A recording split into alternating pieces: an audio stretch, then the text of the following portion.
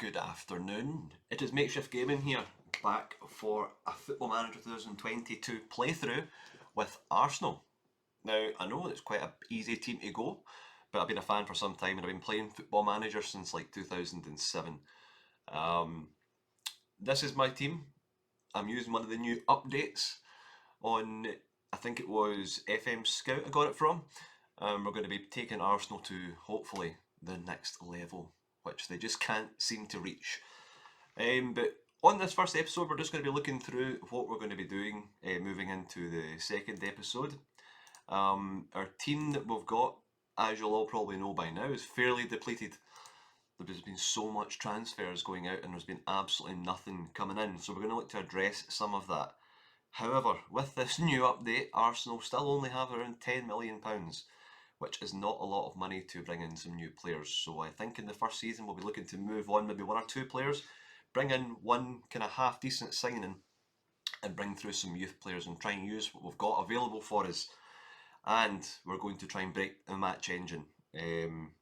I've been doing a lot of kind of tactical things since I've had Football Manager, and this year is no different. I've been really working at tactics this year, and we're going to be talking you through some of the different styles and different tactics that we'll be using throughout this season for Arsenal. We will be using our new favourite formation, which is more or less a 5-back, but we'll say it's a 3 with a 5 in midfield.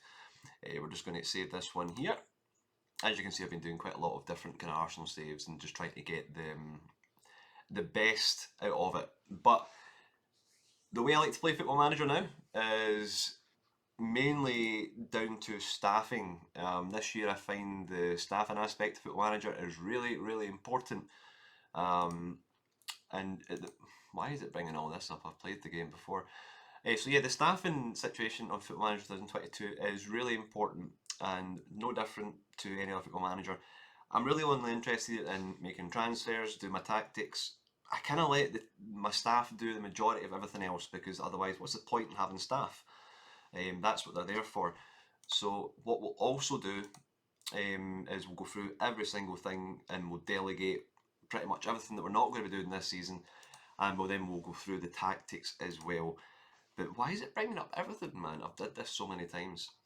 And also, comment down below if you've had some issues with Football Manager 2022, especially when loading up the game for the first time, when you've been doing, just when you've reset your computer.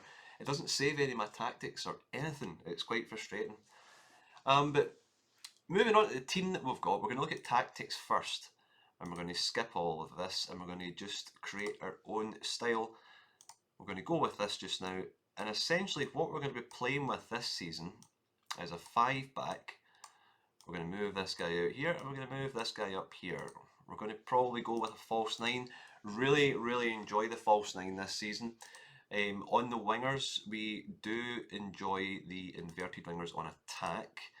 These guys will cut inside a little more too. Quite enjoy this season, or this Football Manager, box-to-box midfielder. I'm not too fond of. Deep line playmaker doesn't work for me at all. Advanced playmaker doesn't really work either, especially in central midfield. Roaming playmaker, haven't really tried, in all honesty. Mazzella's not too bad, and Crelio not really tried either. I'm going to go with my favourite this season, which is the attack-minded central midfielder. And then we're also going to go with a central midfielder on automatic as well. So he's going to kind of run back and forth, almost like a box-to-box midfielder in a sense. At the back here, I'm quite happy to leave this on support for 2 wing-backs. And the new addition to this year's Football Manager is the wide centre-back. I'm going to keep these on defend. Now, with the players Arsenal do actually have left available, which is basically nothing at all, the 5-back formation does kind of work. We do need to try and bring in at least 2 defenders to have some cover at the back for Holding, for Gabriel and for Ben White. That is kind of all the defenders we have available for us, which is amazing. Also, right here in the middle, we're going to go with a ball playing defender on defend and sweeper keeper on defend as well. So that is going to be the basis of the tactic we're going to use this season. As we come back to episode 2, I'm going to go and do all my transfers, get my tactical styles all in play. We'll explain what we're going to do with everything that we've actually done after this on the next episode. We'll have a wee look at the team just now as well, because we want to look at what we're going to be using this season. And what we'll do is actually just do it in the tactics screen, to be fair. And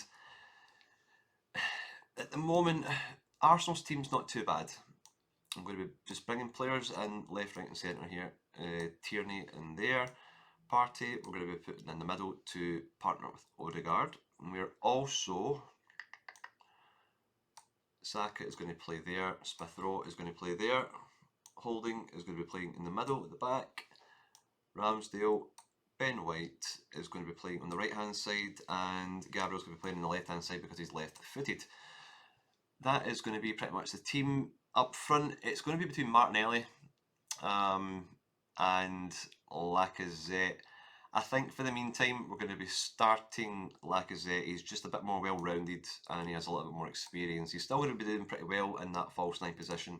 If you want to look at down here, I try not to pay too much attention to the roles and duties. I tend to just kind of put my guys wherever I feel they're going to be playing better. I mean, if you go down to false nine and look at this, he's still got fantastic stats to play in a false nine position, and I want him to be dropping back and Odegaard getting more involved, Saka, Smith Rowe getting involved as well. And when I go through the tactics in the next episode, you'll see what I want to do with the team, especially set up defensively. I'm going to do my corner tactics as well, and let's say we'll just explain some of the reasons and some of the things that we'll be doing tactically. I've been doing pretty well with other teams and different saves, so I want to see if I can carry it on to this. But it's going to be really difficult because if you look at the finances of Arsenal, we have £10 million available.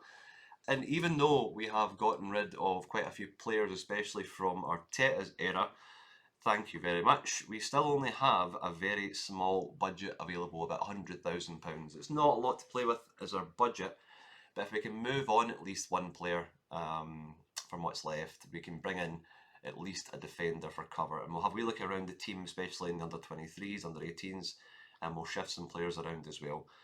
And that will kind of be us moving into the season. Transfer-wise for Arsenal, it's going to be interesting.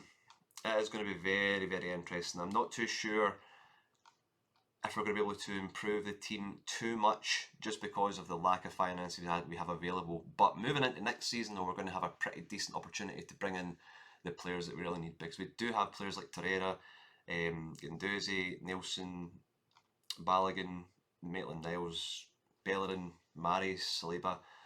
It's going to be good to get all these players back. We can try and fit a few of them back into the team, and we'll kind of move on a few of them as well, like Mari, Berlin, Torreira.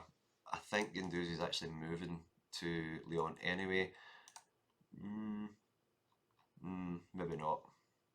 Oh, an optional future fee. So that's pretty disappointing that it's still in this. So we'll probably lose him as well moving into next season. But we'll be saving quite a bit of wages as well. And that's what I like to try and do with my teams too. You'll notice when I'm doing transfers and when I'm doing contracts, I try and not add in any other clauses and any other bonuses. I just try and give them a better wage, and it keeps all the money kind of coming in pretty balanced. Not too bad with my finances in this year's FM. But that is pretty much going to be me for the first episode. I hope you are going to enjoy it. It's a bit more of an in-depth series, I would say. I'll be explaining quite a few things as we kind of go forward. I would say it's going to be a bit more in detail and more focused around tactics and how I like to do things. So if you're interested in that kind of playthrough, then by all means please do watch. And if you have any kind of tips for me as well on this year's FM, please do let me know to make it a little more easier. I hope you've enjoyed the episode, guys. If you want to leave a wee like and subscribe, that would be fantastic. And we'll see you all again in the next episode. This has been Makeshift Gaming. I'll see you later.